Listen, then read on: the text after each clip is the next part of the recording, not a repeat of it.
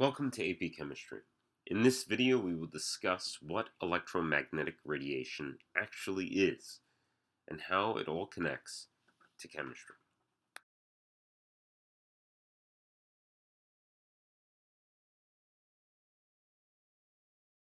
Observe the following diagram.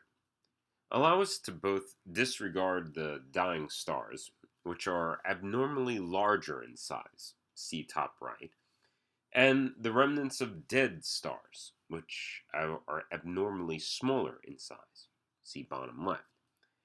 This leaves us with a distinct trend in which stars that burn cooler are shifted, in their visible light emission, towards the red end of the spectrum, whereas stars that burn hotter are shifted toward the violet end of the spectrum. The question here, however, relates to the composition of those stars. All stars that are in the main sequence are composed of hydrogen. So why is there this evident distinction in color to begin with?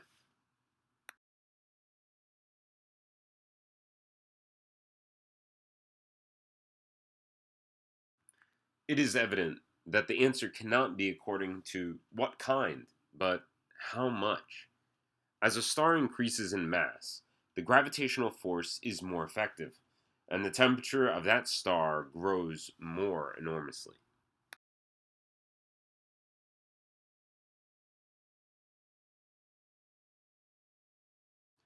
So, light emitted from a given source is somehow intimately connected with the kinetic energy of those particles that compose that source.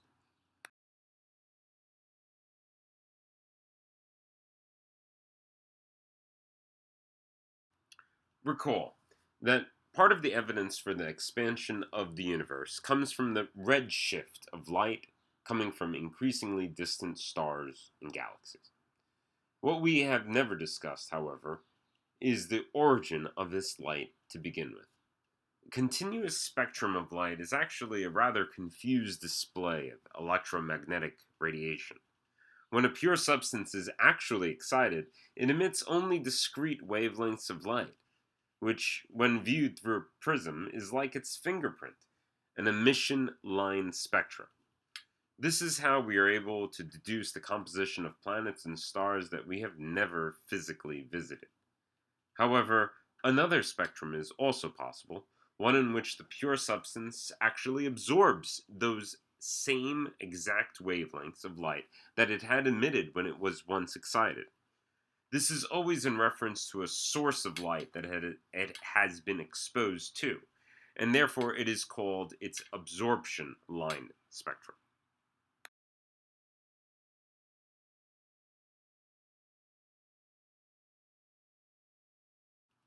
Yet, although we have described light as an electromagnetic wave, there is still quite a disjunct between this description and the light that a pure substance can emit or absorb. First, however, we must review what waves actually are. Waves are disturbances in a given field. Air waves are disturbances in the movement of air particles. Water waves are disturbances in the movement of particles in a given sample of water. Light, or electromagnetic waves, are disturbances in the movements of particles within an electric field.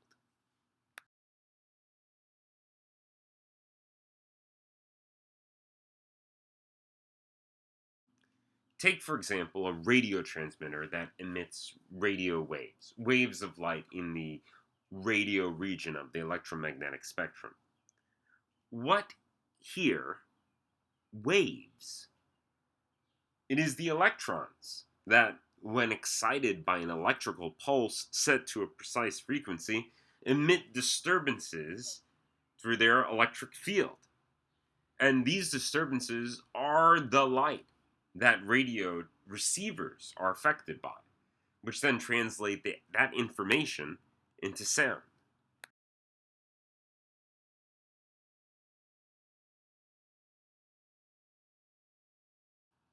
All that light is, therefore, is a disturbance in an electric field. In being disturbed, the electric field generates a pulse, a wave, an electromagnetic wave that flows outward until it encounters yet another charged particle that exhibits an electric field, in which that light may be absorbed or reflected, refracted, diffracted, or transmitted yet again.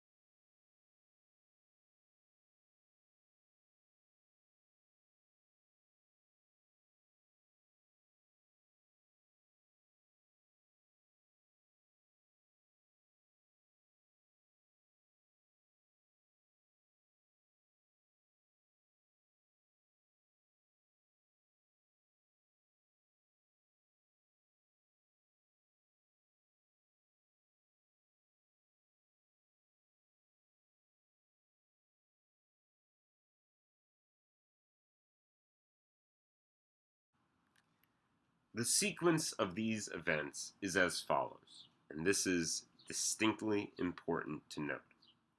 A charged particle must first be accelerated. That is, a charged particle must first experience a force of some kind. In the moment of an applied force, the electrical field that surrounds the charged particle is disturbed.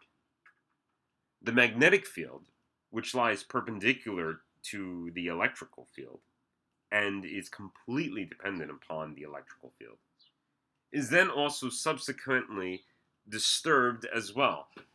This disturbance in the magnetic field generates a subsequent disturbance in the perpendicular electric field.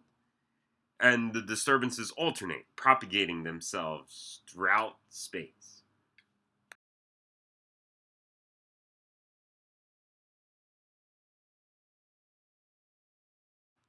And light, being generated by charged particles, is able to interact with them as well, according to their discrete quantities of energy. Therefore, radio waves are able to translate, that is, to move from one location to another location, particles, while microwaves can actually rotate them, and infrared can vibrate them. Visible light has enough energy that it can excite, but ultraviolet can actually ionize valence electrons, and X rays have enough energy to ionize all electrons. Gamma rays are commonly associated with nuclear reactions, and cosmic rays with the highest energy light emitted from stars.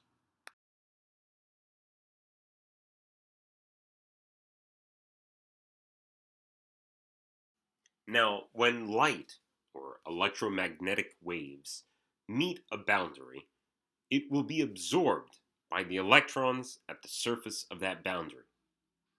Light can be completely absorbed and stay absorbed, in which case the light will become vibrational kinetic energy. Or light can be absorbed and then re emitted or transmitted from the object.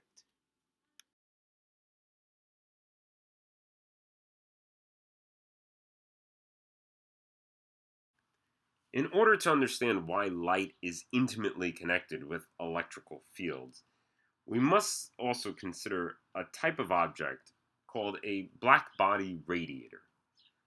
A black body in thermal equilibrium, that is at a constant temperature, emits a whole spectrum of electromagnetic radiation. For example, when hot coals are heated or an incandescent light bulb is turned on.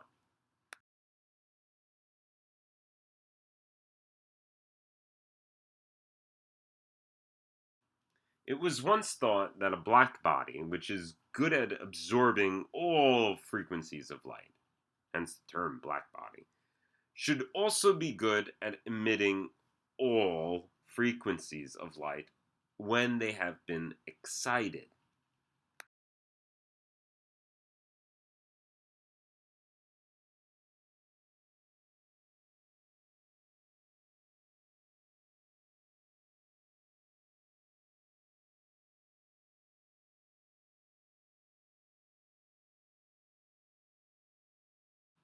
The thinking went along this line.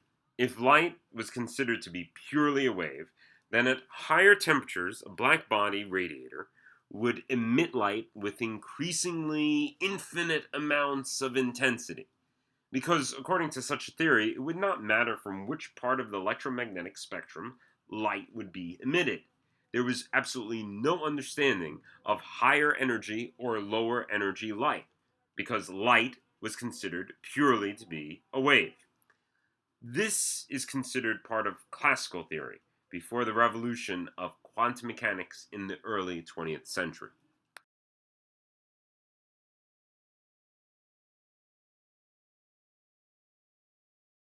However, there is not an equal probability to the frequencies of light emitted by a black body radiator.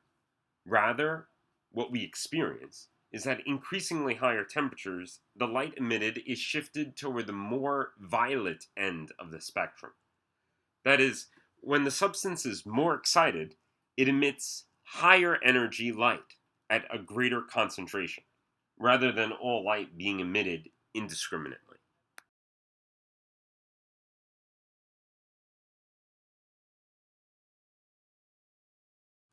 The notion is this, that although there is a seemingly general distribution at lower temperatures, at higher temperatures the peak wavelength emitted shifts toward the more energetic end of the spectrum.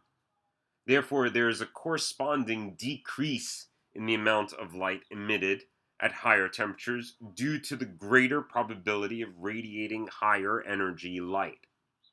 Under the increasing flood of radiation, it becomes more and more likely that quanta of high frequency light should be emitted. This founded the basis for no longer treating light simply as a wave, but also as a particle, having discrete quanta of energy that it is capable of holding. That is, light exhibits both wave and particle like properties.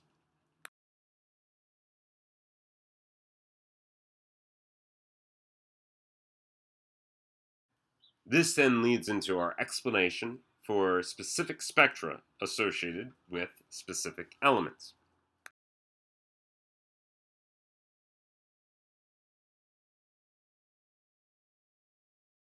For pure elements, in which electrons are situated in specific locations around the atom, when the electrons are excited, they will emit specific wavelengths of light associated with the atom's electronic transitions.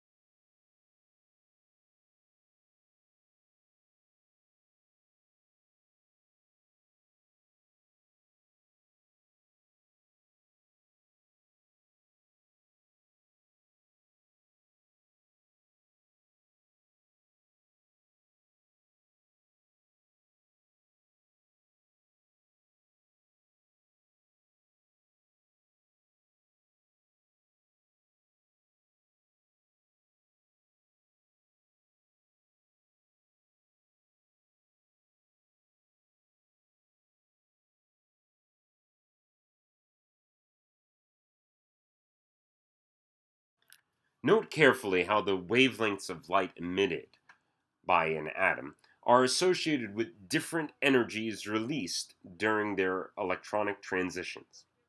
Again, recall energy must be absorbed to overcome attraction, and energy must be released in order for attractions to occur.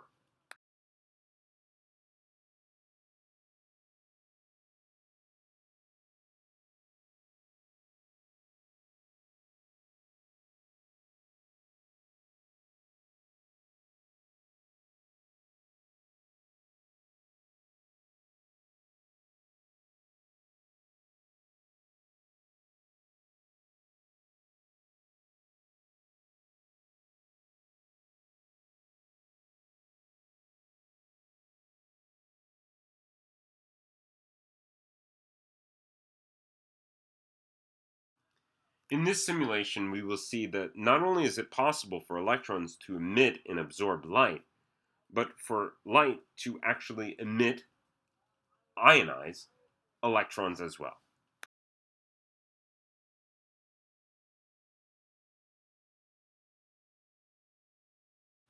The main takeaway here is that the energy of light, and subsequently of all matter, is discretely quantized, like bits in a computer mainframe. All light energy comes in quantifiable packets that we call photons.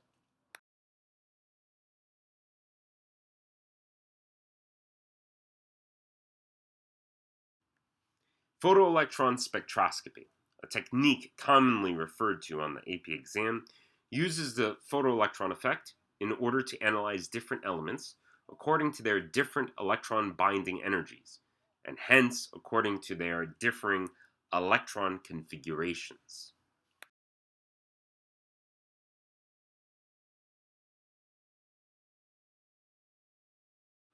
Note that the electron in its ground state is in a negative potential energy well. In order to be at zero potential energy, or to be no longer attracted to the nucleus, the electron must absorb energy, moving up in energy levels until it is free from the attraction of the nucleus.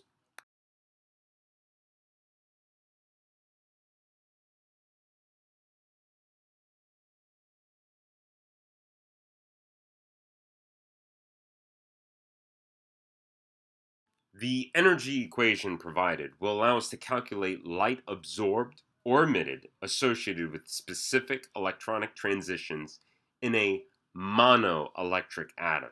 That is, an atom that does not have more than one electron.